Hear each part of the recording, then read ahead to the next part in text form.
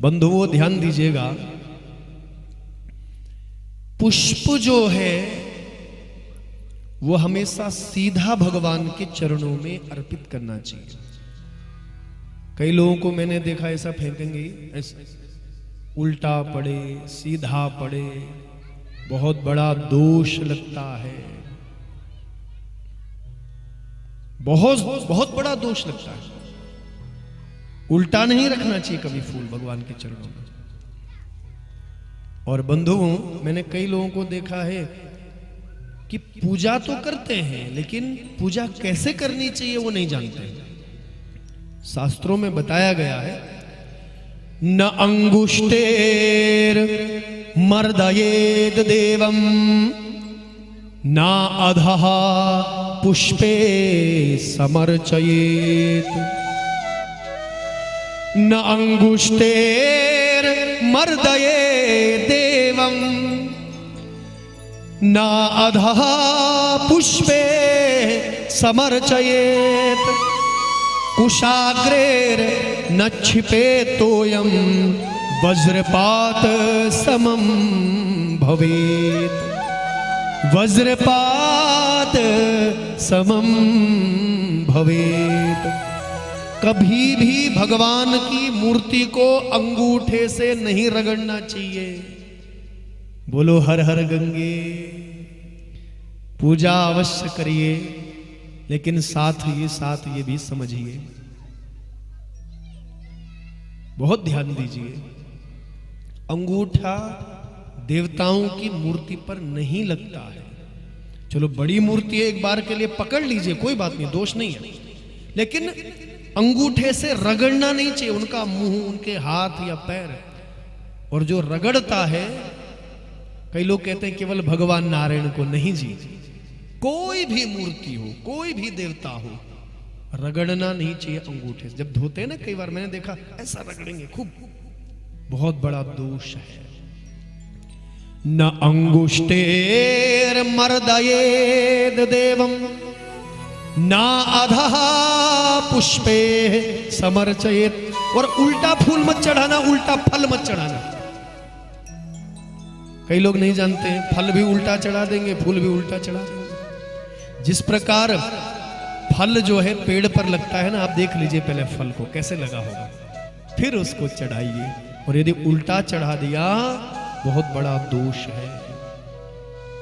भगवान को, किसी मूर्ति को अंगूठे से मत रगड़िए, फूल और फल उल्टा मत चढ़ाइए, दोष लगेगा।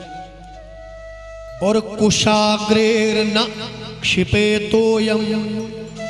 कुशा घास, कुशा होती है ना, पूजा में प्रयोग करते हैं, तर्पण श्राद्ध में प्रयोग करते हैं। तो कुशा घास का जो आगे की जो चोटी होती है ना ऊपर, वो अशुद्ध मानी गई, उसको तोड़ के किनारे फेंक देना चाहिए।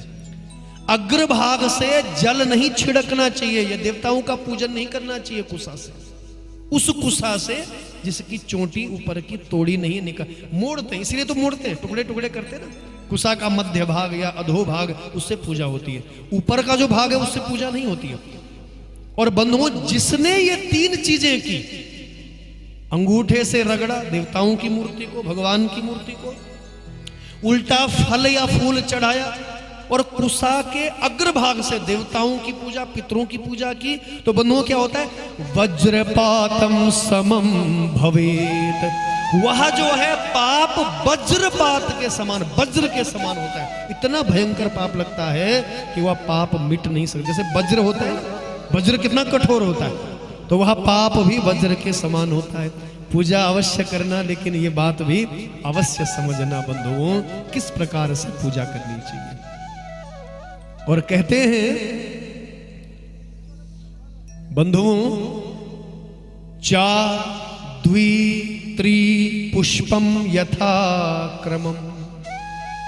पहला फूल, दूसरा फूल, तीसरा फूल जब तोड़ते हैं तो क्या कहना चाहिए, देखिए, विसृज्या पुष्पमेकम। तो जब एक फूल तोड़ते हैं ना, ये फूल हम भगवान के लिए तोड़े जा रहे हैं, आप प्रभु के लिए तोड़ रहे हैं ना, तो पहला फूल जब तोड़ते हैं तो क्या कहना चाहिए, ओम वरुणाय नमः।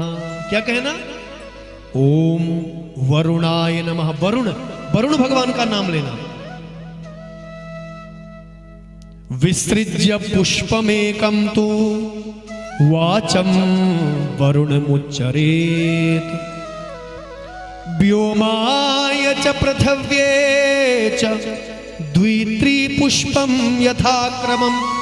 पहला फूल जब तोड़े तो क्या कहना? ओम वरुणाय नमः। ध्यान देना मेरी बहन, आपके जीवन में बहुत उपयोगी बातें हैं, पूजा में बहुत उपयोगी बातें। पूजा के लिए पुष्प जब तोड़े पहला पुष्प तो क्या कहना? ओम वरुणाय नमः। जब दूसरा फूल तोड़ना तो क्या कहना? ओम व्योमाय नमः। व्योम यानी आकाश, ओम व्योमाय नमः। और जब तीसरा फूल तोड़ना हो तो क्या कहना? ओम पृथिव्ये नमः।